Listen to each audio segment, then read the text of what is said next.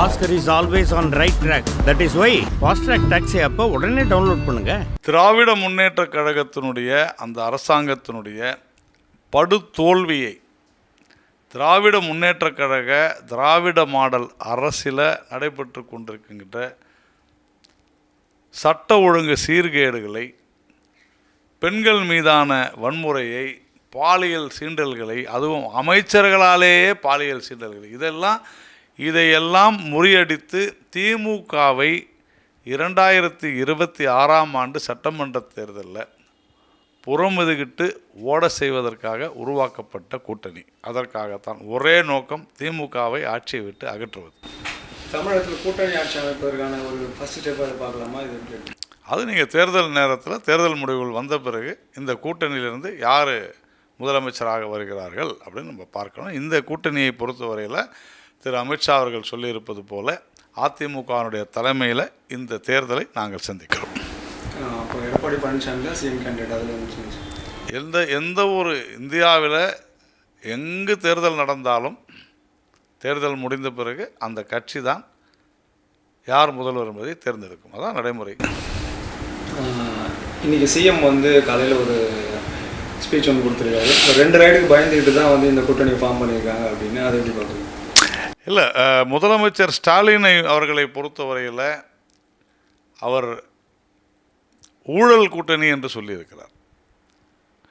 எங்கும் ஊழல், எதிலும் ஊழல் என்பது திமுகவிற்கு தான் பொருந்தும். எப்படி ஊழல் செய்யலாம், எப்படி ஊழல் செய்யலாம், எப்போது ஊழல் செய்யலாம், எங்கு ஊழல் செய்யலாம், இதையெல்லாம் தினம்தோறும் சிந்தித்து கொண்டே இருப்பது திரு மு.க. ஸ்டாலின் அவர்கள் தான். செந்தில் பாலாஜியை பக்கத்திலே வைத்துக்கொண்டு, ஒரு அமைச்சரவையை வைத்துக்கொண்டு அவர் ஊழல் பற்றி எல்லாம் பேசலாமா? பேசக்கூடாது. அதே மாதிரி அவர் சொல்கிறார், திரு அமித்ஷா அவர்கள் ஒரு நாட்டினுடைய உள்துறை அமைச்சர், அவர் வகிக்கிற பதவிக்கு அவர் இப்படி பேசலாமா, ஊழல் பற்றி பேசலாமா, அதாவது இன்னொரு அரசு குறித்து பேசலாமான்றார். தாராளமாக பேசலாம், ஒரு உள்துறை அமைச்சர் தாராளம். ஆனால் ஒரு அமைச்சர் ஒரு அமைச்சர், அதுவும் ஒரு மூத்த அமைச்சர் என்று சொல்லக்கூடிய ஒரு மூத்த அரசியல்வாதி, பொன்முடி என்று பெயர் கொண்ட ஒரு நபர் தரக்குறைவாக பெண்களை பேசுவதும், மிக ஆபாசமாக பேசி மத சின்னங்களை, வைணவ சைவ சின்னங்களை கேவலப்படுத்தி பேசி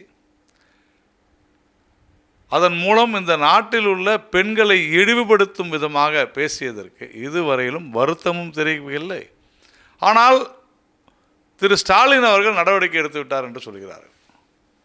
திமுக தலைவர் ஸ்டாலின் அவர்கள் அந்த கட்சியினுடைய துணை பொதுச் செயலாளர் பதவியிலிருந்து அவரை நீக்கியிருக்கலாம். ஆனால் பேசியது ஒரு அமைச்சர். முதலமைச்சர் ஸ்டாலின் என்ன நடவடிக்கை எடுத்தார் என்பதுதான் கேள்வி. இதுவரை ஏன் பொன்முடியை கைது செய்யவில்லை என்பதுதான் கேள்வி. அதை விட்டுவிட்டு அவரை கட்சி பொறுப்பிலிருந்து தூக்கிட்டாங்கன்னா யார், நீங்கள் உங்கள் கட்சியில் யார் வேணாலும் வச்சுங்க. ஆனால் என்னுடைய அமைச்சர் நேர்மையான ஆளாக இருக்க வேண்டும்.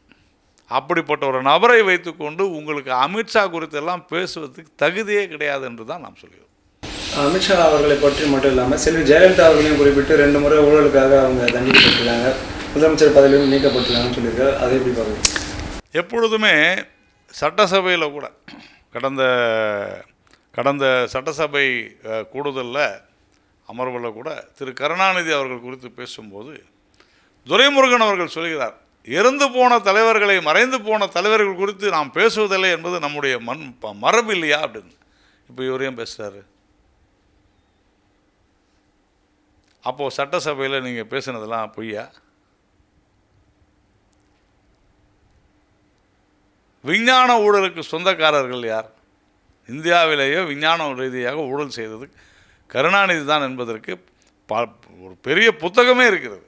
அதனால் ஊழல் செந்தில் பாலாஜியை பக்கத்தில் வைத்துக்கொண்டு ஊழல் குறித்து நான் என்ன சொல்கிறேன், செந்தில் பாலாஜி ஒரு கடத்தல் பேர் வழி, செந்தில் பாலாஜி ஒரு மோசடி பேர் வழி, செந்தில் பாலாஜி எவ்வளவு மோசமானவர், இவர் கெட்ட கேட்டுக்கு முதலமைச்சர் பதவி வேறாம் என்று பேசியது நான் இல்லை, மு.க. ஸ்டாலின். அப்படிப்பட்ட ஒரு நபரை அருகிலே வைத்துக்கொண்டு, அமைச்சராக வைத்துக்கொண்டு இவர் ஊழல் குறித்தெல்லாம் பேசுவதற்கு ஸ்டாலின் அவர்களுக்கு தகுதியே கிடையாது. பொறுத்திருந்து பாருங்கள். ஒரு வருடம் இருக்கிறது தேர்தலுக்கு. உறுதியாக உறுதியான ஒரு கூட்டணி அமைக்கப்படும். திமுக கூட்டணியை உறுதியாக வீழ்த்துவோம். அன்புமணியை வந்து கட்சி விட்டு நீக்கினதா திரு இல்லை, அது இன்னொரு கட்சி குறித்தெல்லாம் நாம் பேசுவதற்கு நமக்கு தேவையில்லாத ஒரு விஷயம். ஆனால் அந்த கட்சியோடு கூட்டணி வைப்பது குறித்து உறுதியாக நேரம் வரும்போது நாம் அறிவிப்போம். நன்றி.